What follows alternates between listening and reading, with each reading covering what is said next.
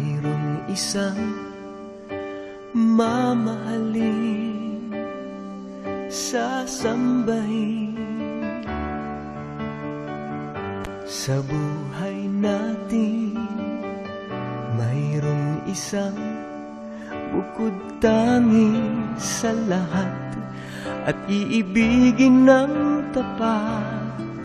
Ngunit sa di sinasadyang pagkakataon, at para bang ika'y nilalaro ng panahon, may ibang makikilala, at sa unang pagkikita may tunay na pag-ibig na madarama.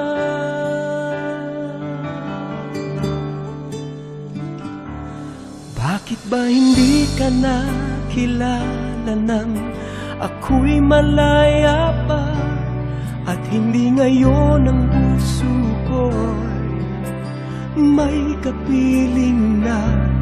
Bakit ba hindi ka nakilala nang ako'y nag-iisa? Sino ang iibigin? Ikaw sana.